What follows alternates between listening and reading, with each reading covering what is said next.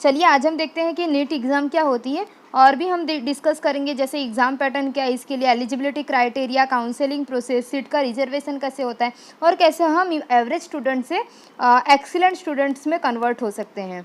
चलिए स्टार्ट करते हैं कि नीट क्या है।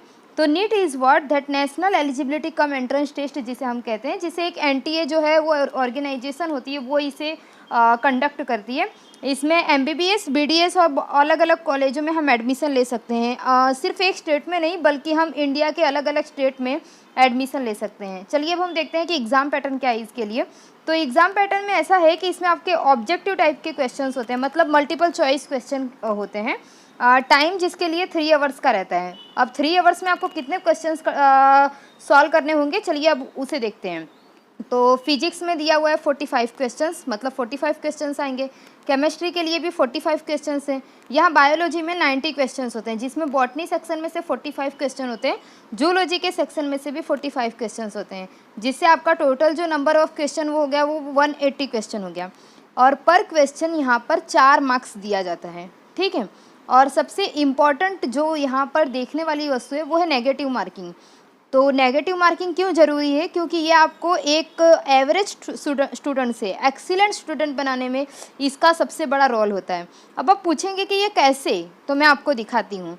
तो अगर आप एक क्वेश्चन गलत करते हैं, पहले तो आप ये समझिए कि नेगेटिव मार्किंग में कितना मार्क्स कट रहा है। तो नेगेटिव मार्किंग आपका है 1/4 मार्क्स। इसका मतलब एक आंसर कितने मार्क्स का है, 4 मार्क्स का। उसका 1/4 करते हैं तो कितना मार्क्स करता है आपका, 1 मार्क्स। अगर आप वो क्वेश्चन गलत करते हो तो वो 4 मार्क्स तो कटेगा, प्लस आपका एक नेगेटिव मार्किंग का 1 मार्क्स और जाएगा। मतलब एक क्वेश्चन गलत होने पे कितने मार्क गए, 5 मार्क गए। अगर आप ऐसे ही 4 क्वेश्चन गलत करते हो तो कितने मार्क्स गए यहाँ पर, 20 मार्क्स गए। और अगर आप उसको नहीं करते हो, उसको छोड़ देते हो, तो कितने मार्क्स जाते हैं, 4 क्वेश्चन के 16 मार्क्स जाते हैं। इसका मतलब हमने कितने कितने मार्क्स सेव किए, 4 मार्क्स सेव किए। तो यहाँ पर कोई कोई ऐसी हमें सलाह देता है कि हमें जो है इसे अटेंड करना चाहिए, कि अगर हम अटेंड करते हैं, बाय चांस उसमें से 1-2 सवाल सही भी हो जाता है तो हमें एक क्वेश्चंस के 4 मार्क्स मिलते हैं डायरेक्ट। तो इसके लिए मैं आपको ये गाइड करूँगी कि आपको पहले ये सोचना होगा कि आप उस क्वेश्चंस का जो आंसर है उसमें आप कितने श्योर हो। इसका मतलब ये होता है कि आप ये कैसे पता कर सकते हो, जैसे आपको कोई क्वेश्चंस दिया गया है, आपको ये पता है कि हाँ इसमें मुझे लगभग तो लग रहा है कि ये सही ही होगा, और आप एक ऐसा क्वेश्चंस देख रहे हो जिसमें आपको ऐसा है कि नहीं, आप इसमें पूरे ब्लैंक हो, आपको इसमें कुछ भी नहीं पता है। जब आप उसमें पूरे ब्लैंक हो तो आपको उसको छेड़खानी ही नहीं करनी है उसमें। और जो क्वेश्चंस आपने देखा है जिसमें आपको लग रहा है कि लगभग 80% 90% सही है, तो आपको वो ज़रूर 80-90% लग रहा है, मतलब आपको उसमें ज़रूर 10% का रिस्क लेना ज़रूरी बनता है। अगर मे भी वो सही होता है तो आपको डायरेक्ट 4 मार्क्स मिलते हैं, ठीक है। तो हम इसको ऐसे ओवरकम करेंगे। अब ऐसे ओवरकम अगर हम डायरेक्ट एग्ज़ाम में अगर हम ऐसा सोचते हैं ना, तो ये मैनेज करना बहुत प्रॉब्लमेटिक हो जाता है। तो इसके लिए हमें क्या करना पड़ेगा, इसके लिए एक छोटी सी टिप्स है जो आपको डेली करनी है, वो आज टिप्स मैं आपको शेयर करती हूँ।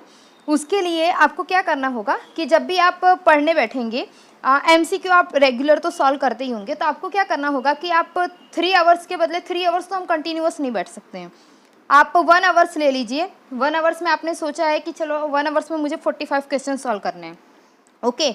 तो 1 आवर्स में आपने जो 45 क्वेश्चन सॉल्व करके रखे हैं, तो उसको आप 4-4 मार्क्स के हिसाब से कर दीजिए, तो आपका कितना मार्क्स हुआ, 180 मार्क्स होता है। तो जब आप वो उसका 180 मार्क्स डाल रहे हैं, यहाँ पे साइड में आपने टाइमर सेट कर दिया है 1 आवर का। अब आप जो सॉल्व कर रहे हैं उसको आप एकदम उसी तरह से सॉल्व करिए जैसे आप नीट की एग्ज़ाम को सॉल्व करते हैं, और ये आपको रेगुलर प्रैक्टिस पे करना है। क्योंकि अगर आप इसमें लिंक तोड़ते हो, आप इसकी प्रैक्टिस नहीं करते हो, तो मैं आपको गारंटी के साथ बोलती हूँ कि जिस दिन आप एग्ज़ाम में बैठोगे उस दिन आप ये नहीं कर पाओगे, और फिर क्या होगा कि आपका जो मार्क्स है वो डायरेक्ट डाउन हो जाएगा। क्योंकि एक नीट एग्ज़ाम ही ऐसी होती है कि जो हमें का तो एमबीबीएस में लाएगी, का तो हमें एकदम नीचे ला देगी, ठीक है। ये करो या मरो का खेल होता है, इसीलिए इसकी प्रिपरेशन जो है उसे हमें पहले से करनी होती है। अब मैं आपको डायरेक्ट पॉइंट पे लेके जाती हूँ कि जब आप रेगुलर प्रैक्टिस करोगे तो आपको क्या करना है कि आपको उसमें यही करना है कि जो क्वेश्चंस नहीं आ रहे हैं उसको छोड़ना है, जिसमें आप थोड़े बहुत श्योर हो, मतलब कि 50% के ऊपर, 60, 70, 80% श्योर हो, तब आपको रिस्क लेना है और वो क्वेश्चंस को अटेंड करना है। एक दिन आप ऐसा करके देखिए, दूसरे दिन ऐसा करके देखिए कि आप सारे क्वेश्चंस अटेंड करते हैं, ठीक है। फिर आप मार्क्स को जो है वो कंपेयर कीजिए, तो इससे क्या होगा कि आपको पता चलेगा कि आपको आपका कौन सा पैटर्न ज़्यादा सही है आपके लिए, क्योंकि कोई भी पैटर्न होता है ना, वो हर पर्सन्स के वाइज जो होता है वो अलग अलग होता है। इसीलिए कोई भी इंसान कोई स्पेसिफिक पैटर्न बता के आपको नहीं पढ़ा सकता।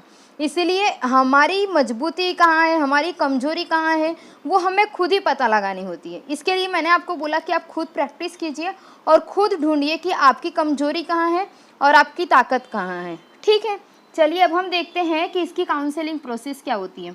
तो काउंसलिंग प्रोसेस जो इसकी है वो पूरी ऑनलाइन काउंसलिंग प्रोसेस होती है, जिसके लिए पहले तो आपको रजिस्ट्रेशन करना होगा। फिर रजिस्ट्रेशन के बाद कॉलेज का चॉइस फिलिंग आता है। तो चॉइस फिलिंग हम कैसे करेंगे, उसमें आपको जो भी कॉलेज में आपको सबसे पहली प्रायोरिटी देनी होगी वो कॉलेज को आप ऊपर पे रखेंगे। आपकी प्रायोरिटी के हिसाब से उसको नंबर देके आप उस नंबर के हिसाब से उसे सेट करेंगे। और उसके बाद सबसे अहम मुद्दा आता है कि आपको वो जो चॉइस आपने जो की है, चॉइस फिलिंग जो आपने की है कॉलेज की, उसको लॉक करना सबसे बड़ी बात हो जाती है। क्योंकि यहाँ पे सबसे बड़ी स्टूडेंट की मिस्टेक्स क्या होती है कि वो लॉक नहीं करते हैं। अगर आप चॉइस को लॉक नहीं करोगे ना तो आपका एडमिशन ही नहीं होगा। इसलिए ये लॉक चॉइस करना सबसे इम्पॉर्टेंट बात होती है, क्योंकि फिर वो क्या रहता है कि आप जब तक, और ये सबसे इम्पॉर्टेंट बात है कि अगर आपने एक बार लॉक कर दिया ना तो आप उसको चेंज नहीं कर सकते हो। इसलिए अगर आपकी डेट समझ लीजिए 20 तारीख तक आपको फिलअप करना है, तो आप 19 तारीख को रात तक आप अपनी सारी चॉइस फिलिंग करके, मतलब रात तक आप सोचिए, फिर 19 तारीख की रात को ही आप लॉक कीजिए। क्योंकि अगर आप पहले ही जल्दबाजी में लॉक कर देते हैं और आपने कभी फिर डिसीजन आपका चेंज हुआ तो यहाँ पे क्या हुआ कि आप फिर से अपने कॉलेज को नंबर वाइज नहीं कर पाएंगे। इसलिए लॉकिंग जो चॉइस को जो लॉक करना रहता है उसे एक दिन पहले ही आप ऐसे अरेंज कीजिए, ओके। अब हम देखते हैं कि इसमें अगर आपने एक बार काउंसलिंग में एडमिशन ले लिया, आपको फिर से कहीं और लेना है, तो हाँ, इसके लिए रीकाउंसलिंग राउंड भी होता है, उसमें आपको पार्टिसिपेट करना होगा, ठीक है। वो डिपेंड करता है कि 3 भी हो सकते हैं, 4 भी हो सकते हैं रीकाउंसलिंग राउंड। फिर उसके बाद हम देखते हैं कि इसके लिए एलिजिबिलिटी क्राइटेरियाज़ क्या होती है। तो एलिजिबिलिटी क्राइटेरियाज़ ऐसी है कि आपको 11th-12th में आपके जो मार्क्स हैं वो जनरल कैटेगरी के लिए 50% होने चाहिए, बाकी रिजर्व कैटेगरी में जो आते होंगे उनके लिए 45% चाहिए। एज भी मैटर करता है कि आप जिस भी साल में आप 12वीं क्लास में हो, बराबर 12वीं क्लास में जब भी एग्ज़ाम दे रहे हो वहाँ पर आपकी 17 साल उम्र कंप्लीट होनी चाहिए। 17 साल उम्र कंप्लीट होनी चाहिए, या तो फिर आप 17 साल के अंदर आप प्रवेश कर हुए होने चाहिए, नहीं तो वो क्या करेंगे कि वो आपको एंट्री ही नहीं देंगे। इसीलिए ये आपकी सबसे मेन एलिजिबिलिटी क्राइटेरियाज होती है जो आपको चेक करनी होगी। नेशनलिटी क्राइटेरिया में यही है कि आप इंडियन होने चाहिए, फिर बाकी भले आप बाहर फॉरेन में रहते हो पर इंडियन हो वो चलता है। चलिए अब देखते हैं कोटा बेस्ड एडमिशन क्या है। तो कोटा बेस्ड बहुत इंपॉर्टेंट होता है। जैसे कि अगर आप गुजरात स्टेट में हैं तो यहाँ पे क्या होता है कि एक स्पेशल कोटा लगता है गुजरात के बच्चों के लिए। अगर आप मुंबई के लिए ना तो मुंबई में मुंबई के बच्चों के लिए स्पेशल कोटा लगेगा। तो ये स्पेशल कोटा क्या होता है अब हम देखते हैं। जैसे कि 100 सीट हों, बराबर, एक कॉलेज में 100 सीट है, तो वो 100 सीट में से जो 85 है ना, 85 सीट वो स्पेशल कोटा के लिए, मतलब जो स्टूडेंट जिस स्टेट का है ना उस स्टेट के लिए वो 85 सीट चली गई। बाकी की जो 15 सीट बची है ना, वो 15 सीट में भी कोई भी स्टेट का स्टूडेंट वो 15 सीट में आ सकता है, ठीक है। ये हो गई हमारी कोटा बेस्ड एडमिशन। अब हम देखेंगे कि सीट का रिजर्वेशन आखिर होता कैसे है। जैसे हमने देखा है कि ओबीसी होती है, एसटी होती है, एससी होती है, तो ये सबको कैसे सीट मिलता है। फिर से मैं आपको लेकर चलती हूँ कि एक कॉलेज में 100 सीट है, जिसमें से जनरल की तो कितनी होती है वो कुछ फिक्स नहीं होती है। हम रिजर्व की सीट निकालेंगे, फिर जो सीट बचती है वो सारी जनरल में जाती है। जैसे कि ओबीसी की 27 सीट हो गई, ईडब्ल्यूएस के लिए 10 सीट दिया जाता है, एससी के लिए 15, एसटी के लिए उसमें से 7% निकालेंगे और पीडब्ल्यूडी के लिए 3% निकालेंगे, और फिर जो बचती है वो सारी जनरल कैटेगरी के भाग में चली जाती है, ठीक है। अब हम देखते हैं कि 12th का सिलेबस कौन कौन सा होता है इसमें। तो इसमें 11th-12th का सीबीएसई बोर्ड का सिलेबस होता है, इसलिए आपको सीबीएसई बोर्ड पे ज़्यादा फोकस करना होगा, ना कि आपके स्टेट बोर्ड पर। स्टेट बोर्ड की भी आप प्रिपरेशन कीजिए, बट आपकी जब एग्ज़ाम आने वाली हो तो आप उस पर ज़्यादा प्रिपेयर कीजिए। एक्चुअली हम स्कूल्स में, ट्यूशन्स में बार बार स्टेट बोर्ड की बुक्स पढ़ते हैं, तो वो हमारे माइंड में रिमाइंड ही रहती है, तो बस हमें उसे एग्ज़ाम के पहले थोड़ी सी प्रिपरेशन कर लेनी होती है। और बाकी तो मेनली फोकस हमारा सीबीएसई बोर्ड जो दिल्ली से ऑर्गेनाइज की जाती है उस पर ही फोकस होना चाहिए। तो इससे क्या फ़ायदा होगा, तो इससे एक फ़ायदा होगा कि हमारे जो कॉन्सेप्ट्स हैं, जो मैक्सिमम जो नीट में क्वेश्चंस पूछे जाते हैं, उसके पीछे के जो क्वेश्चन कॉन्सेप्ट जो होते हैं वो इसी बुक के बेसिक्स पे होते हैं। इसलिए पहले ये बुक्स पढ़ के हमें एकदम प्रिपेयर कर लेना होगा खुद को, और उसके बाद ही हम एमसीक्यू सॉल्व करेंगे तो ज़्यादा बेटर होगा।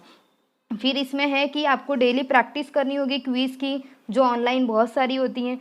Daily solve the previous year questions, जो आपके 5 साल के प्रीवियस ईयर क्वेश्चंस है वो आपको सॉल्व करने होंगे। एमसीक्यू की डेली प्रैक्टिस करनी होगी और खुद को सेल्फ मोटिवेटेड रखना होगा, क्योंकि एक आजकल बहुत ही बड़ा वो रिस्क होता है कि हम खुद को मोटिवेट नहीं कर पाते हैं। 2 दिन पढ़ते हैं, 3 दिन टाइम टेबल रख के पढ़ लेंगे, फिर चौथे दिन हम एकदम डाउन हो जाते हैं।